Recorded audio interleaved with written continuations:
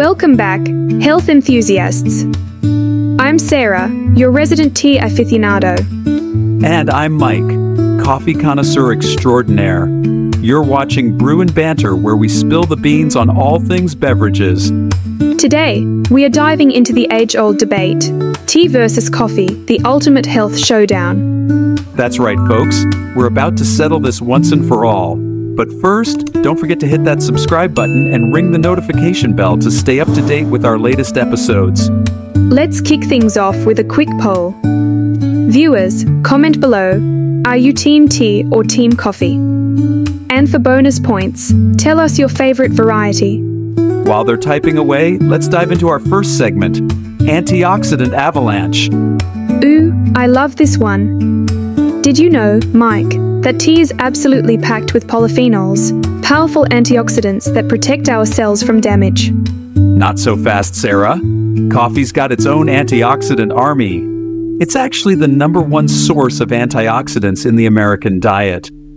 Impressive, but green tea takes it up a notch with catechins, especially EGCG, which has been linked to everything from weight loss to cancer prevention. A study in the American Journal of Clinical Nutrition found that green tea extract increased fat oxidation by 17%.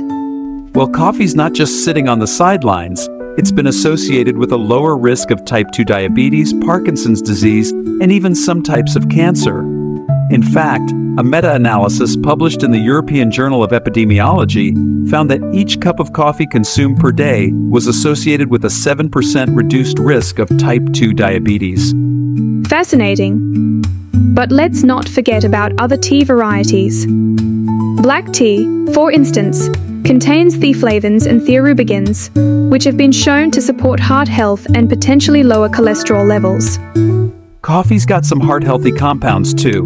Chlorogenic acid, one of coffee's main antioxidants, has been linked to improved blood vessel function and lower inflammation. Looks like it's a tie in the antioxidant arena. Before we move on, here's a fun fact for our viewers. Did you know that the antioxidant content in both tea and coffee can vary depending on how they are prepared? For tea, steeping time matters, and for coffee, the roast level can affect antioxidant content. Great point, Sarah. Viewers, let us know in the comments, do you prefer light, medium, or dark roast coffee? And tea drinkers, how long do you typically steep your tea? Moving on to our next segment, caffeine kick. Now we're talking. Coffee's got the upper hand here. An average cup of coffee contains about 95 milligrams of caffeine, while tea only has about 26 milligrams. Quality over quantity, Mike. Tea contains L-theanine, an amino acid that works synergistically with caffeine to provide a smoother, more sustained energy boost without the jitters. Fair point. But for those needing a quick pick-me-up, coffee's higher caffeine content can't be beat. Plus, studies have shown that caffeine can improve cognitive function and physical performance. True, but let's not forget about the potential downsides. Too much caffeine can lead to anxiety, insomnia, and even caffeine addiction. A study in the Journal of Clinical Sleep Medicine found that consuming caffeine even 6 hours before bedtime can disrupt sleep patterns. Moderation is key, folks. It's worth noting that both tea and coffee can be part of a healthy lifestyle when consumed in moderation. The FDA suggests that 400 milligrams of caffeine a day is generally safe for healthy adults. Absolutely.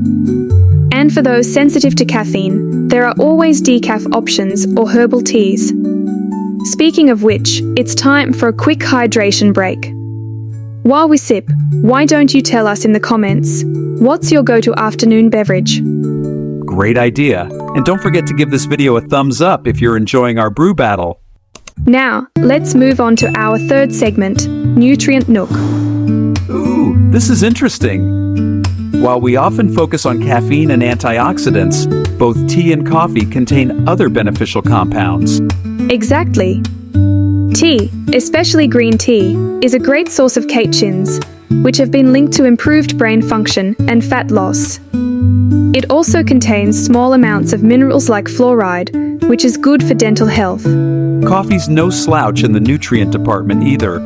It's a good source of riboflavin, pantothenic acid, manganese, potassium, and magnesium. Plus, it contains small amounts of niacin and thiamine. Impressive.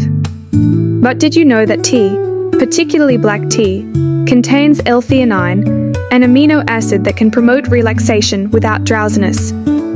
It's been shown to increase alpha brain waves, which are associated with a state of wakeful relaxation. That's fascinating.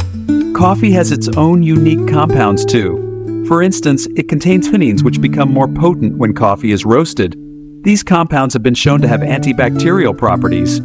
It seems both our favorite brews have some hidden talents. Here's another fun fact for our viewers. The way you prepare your drink can affect its nutrient content. For example, using a paper filter for coffee can remove some of the beneficial oils, while steeping tea for too long can make it bitter and potentially reduce some of its benefits. Great point. Viewers, we'd love to hear from you. How do you prefer to prepare your coffee or tea? French press, pour over, loose leaf, bagged tea? And now, for our final segment, long-term health impacts. This is where it gets really interesting. Studies have shown that regular coffee consumption is associated with a reduced risk of several chronic diseases. For instance, a large review published in the BMJ found that drinking 3 to 4 cups of coffee a day was associated with a lower risk of death from all causes. Tea's not far behind. Regular tea consumption, especially green tea, has been linked to a reduced risk of heart disease and stroke. A study in the Journal of the American Heart Association found that people who drank 1 to 3 cups of green tea a day had a 20% lower risk of heart attack and stroke compared to those who drank less than 1 cup. Both drinks seem to have brain benefits too. Coffee consumption has been associated with a lower risk of cognitive decline and neurodegenerative diseases like Alzheimer's and Parkinson's. And green tea contains compounds that may protect brain cells from oxidative stress. Some studies suggest it could help improve memory and reduce the risk of age-related cognitive decline. But it's not all good news, right, Sarah? We should mention some potential drawbacks too. Absolutely, Mike. While both beverages have many benefits, there are some considerations. For instance, drinking very hot tea, over 60 degrees Celsius, or 140 degrees Fahrenheit, has been linked to an increased risk of esophageal cancer. And excessive coffee consumption can lead to negative effects like increased anxiety, disrupted sleep patterns, and in some cases, digestive issues. It's also worth noting that both coffee and tea can interfere with iron absorption from plant sources. So people with iron deficiency might want to be mindful of when they consume these beverages in relation to their meals. Great point, Sarah. It seems like both tea and coffee have their unique health perks and potential drawbacks. The key takeaway: moderation and personal preference are crucial. Listen to your body and enjoy your favorite brew. Absolutely. And remember, these drinks can be part of a healthy lifestyle, but they are not magic bullets. A balanced diet and regular exercise are still key to overall health. Before we wrap up, we have one last question for our viewers. After hearing all this information, has your preference for tea or coffee changed? Let us know in the comments.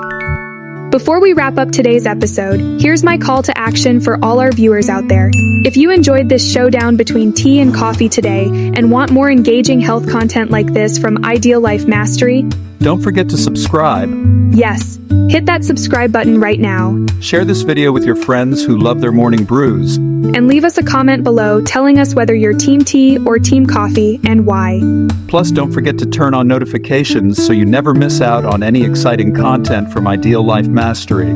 Stay tuned for our next episode where we'll be exploring herbal teas and their surprising health benefits. Until then, keep calm and brew on.